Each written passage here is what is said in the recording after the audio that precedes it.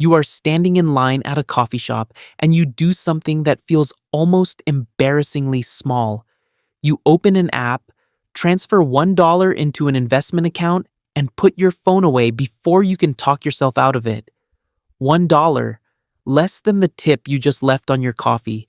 It feels less like a financial decision and more like a superstition, the kind of thing you do quietly and don't mention to anyone because saying it out loud makes it sound ridiculous.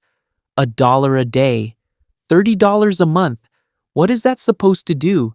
You do it anyway, partly because a coworker mentioned an app that rounds up purchases and invests the difference, and partly because you read somewhere, half paying attention, that the habit matters more than the amount at the start. You didn't fully believe that sentence. You still don't. But you set the transfer to automatic so you don't have to decide every single day, and you forget about it almost immediately. You are 29 when you check the account for the first time in over a year. $687. You stare at the number for a second, unimpressed. 2 years of $1 a day, and this is what it's become. Barely enough to cover a bad month. But you don't stop. Something about seeing it, small as it is, feels different from not seeing it at all. It's not motivating exactly. It's more like a plant on a windowsill you've decided not to let die out of pure stubbornness. You get a raise. Not a huge one, but enough that your monthly budget has some breathing room it didn't have before. You think about increasing the $1 a day transfer, and it takes you 3 separate months of thinking about it before you actually do it. You move it to $10 a day, $300 a month, automatically, before you can spend it on something that won't matter in a year. It stings a little at first, not because the money is gone, you genuinely don't miss what you don't see, but because committing to a bigger number makes the whole thing feel real in a way that $1 never did. $1 was a habit. $300 a month is a decision. At 34, the market drops hard, nearly 20% over a few brutal months, and you watch your balance fall by thousands of dollars in a matter of weeks. You feel something tighten in your chest every time you open the app, so you stop opening the app. You keep the automatic transfer running anyway, because stopping it now, at the bottom, is the one thing every article you've half read has told you not to do.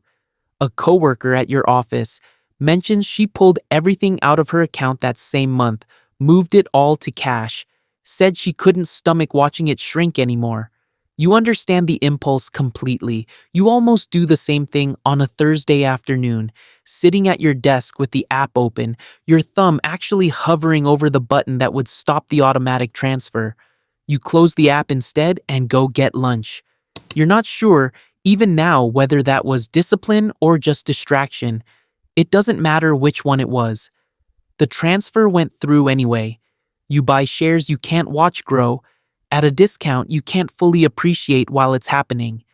By the following spring, the balance has recovered, and then some. You didn't do anything clever. You just didn't touch it, which turns out to be its own kind of skill, one that has nothing to do with intelligence and everything to do with not looking. You're sitting across from your sister at her kitchen table, and she asks, almost offhand, what you actually do with your money because she's trying to figure out her own situation and doesn't know where to start. You tell her about the $1 a day, how small it felt, how it turned into $10 a day once the raise came through.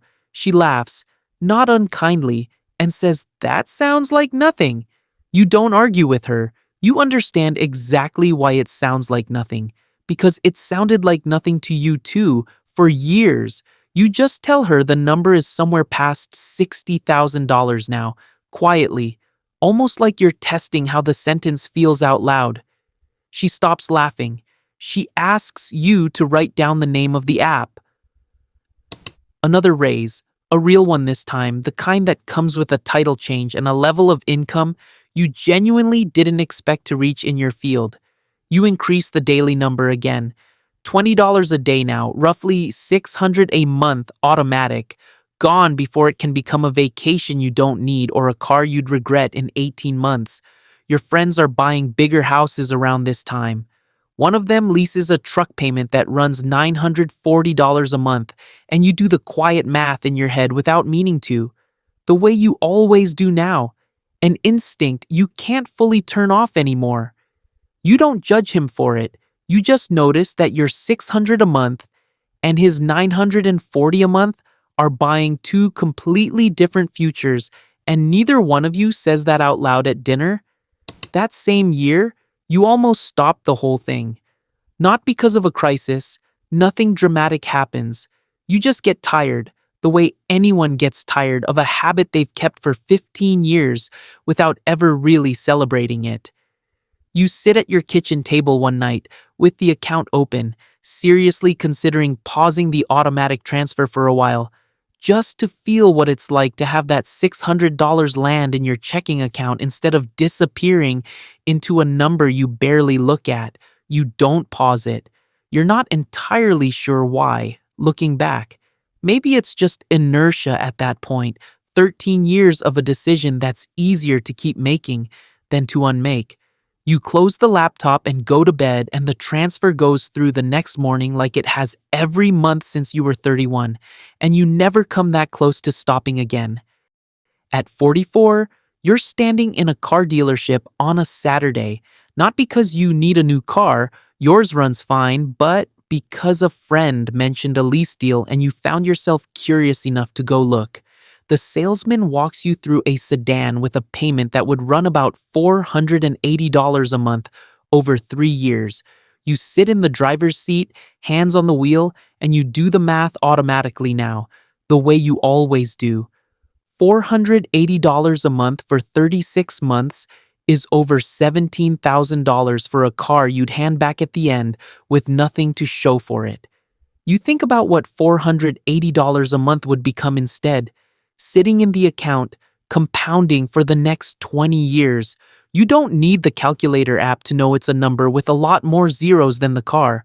You thank the salesman, tell him you'll think about it, and drive your same 7-year-old sedan home. You don't feel like you sacrificed anything. You feel like you already know how this particular story ends if you let it. You have a conversation with your accountant that you've been putting off for 2 years, out of a vague fear of finding out the number is smaller than you hoped. It isn't. It's $274,000. You sit with that for a moment, the way you've learned to sit with numbers instead of reacting to them immediately. Your accountant says something that stays with you. He says, most people think building wealth requires a dramatic decision at some point, a big bet, a lucky break, a windfall. He says what he sees again and again, sitting across from people like you, is that it almost never works that way. It's a dollar that became 10 that became 20, quietly, over decades while everyone was waiting for the dramatic part to happen. You are 52 now. Your income allows for another increase, this one bigger than the others. $35 a day now, a little over $1,000 a month, a number that would have seemed impossible to the version of you in the coffee shop line 25 years ago. You don't feel triumphant moving the number up. You feel something quieter, closer to inevitability. This is just what the account does now. It grows because you decided a long time ago that it would, and you've simply kept agreeing with that decision every year since. At 58, your daughter asks you for advice before her first real job out of college. She wants to know what to do with the signing bonus she's about to receive, whether to put it toward a car or save it or something in between. You tell her about the dollar a day. You watch her face do the same thing your sister's face did 20 years earlier, a kind of polite skepticism. The number sounds too small to matter. You don't try to convince her with a lecture.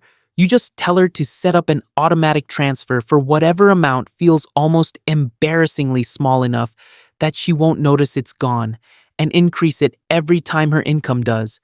You tell her the amount barely matters at the start. The automation and the decades do the actual work. She doesn't fully believe you either. That's fine. You didn't believe it at 27 either. On a sunny Saturday, you sit down with the same accountant, older now too, Both of you a little grayer than the day he first told you the number was $274,000. He pulls up the account. The number on the screen is $1,190,000. You do the math the way you always do now, quietly, out of habit. Across 38 years, you contributed just under $274,000 of your own money into that account. $1 and $10 and $20 and $35 at a time, in amounts so small at the start that a version of you once called it embarrassing to even mention out loud. The rest of it, close to $917,000, the account built on its own, quietly, while you were living an entire unremarkable life around it. You think about the coffee shop. You think about the 3 months it took you to work up the nerve to move the number from $1 to 10. You think about your sister's face at her kitchen table, and your daughter's face 20 years after that, both of them hearing the same small number and doing the same polite math in their heads that says, this can't possibly be enough. It was never about the dollar. You understand that fully now. In a way you only half understood the whole time you were living it. It was about deciding, once, quietly, in a coffee line at 27, that you were the kind of person who did this every single day without needing to feel motivated about it. Everything after that was just 38 years of a decision you'd already made, compounding, whether you were paying attention or not. You close the laptop. Your accountant asks if you have any questions. You don't, not really. You just sit there for a moment in the kind of stillness that doesn't need a follow-up question. The specific quiet of watching something small become something enormous, one unremarkable day at a time.